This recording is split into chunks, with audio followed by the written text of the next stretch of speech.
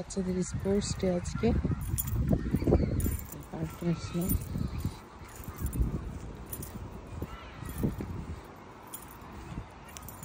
হচ্ছে স্কুল, তাই স্কুলের খেলা এখানেই হয় মাঠে।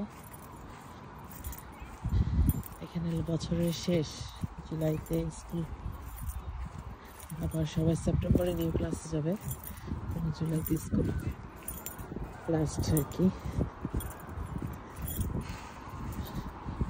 একটু লেট হয়ে গেছি, ক্যামেরাগুলো আসছিল, যার কারণে লেট হয়ে গেলাম।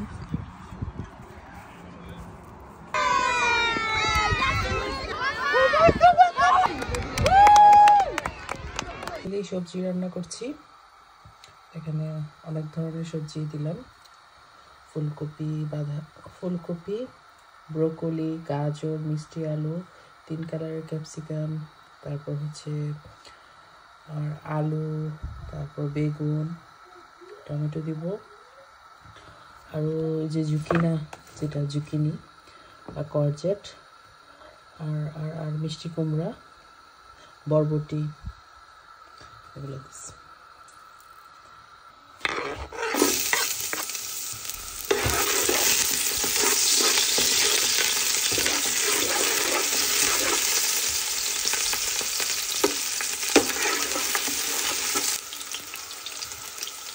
এখানে হচ্ছে কালো জিরা আর নর্মাল জিরা,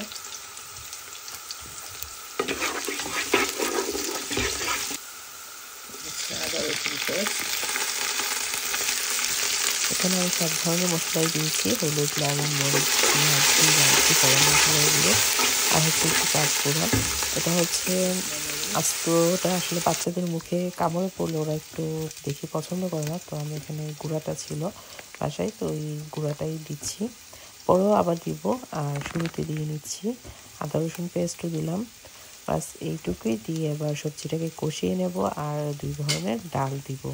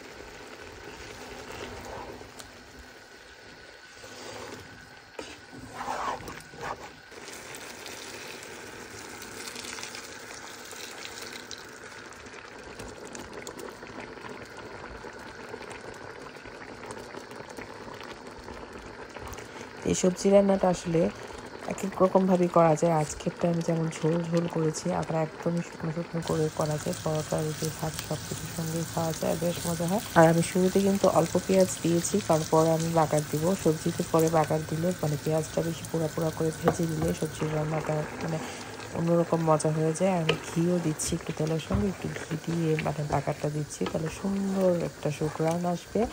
আর হচ্ছে একটু পাঁচফোড়ন দিয়ে দিব, একটু জিরা, একটু গরম মশলা উপর দিয়ে অল্প অল্প একটু দিব। আর শুরুতে আমি সব কিছুই দিয়েছি, লাস্টে দেওয়ার উদ্দেশ্য হচ্ছে একটু ঘ্রাণটা থাকবে। আর হচ্ছে বাগানের ফ্রেশ ধনিয়া পাতা। বাস এইটুকুই, আমার মজার সবজি রান্না কিন্তু ডান। আর এই সবজিটা থাকলে ভাত খাওয়ার জন্য বা পরোটা খাওয়ার জন্য অন্য কিছু দরকার হবে না, এটাই এনাফ। আশা করি আমার রেসিপিগুলো এতক্ষণ ধৈর্য নিয়ে যে আপু ভাইয়ারা দেখেছে আমার কাছে ভালো লেগেছে, এবং সবাইকে অনেক অনেক ধন্যবাদ আমাকে সাপোর্ট করার জন্য। আল্লাহ হাফিজ।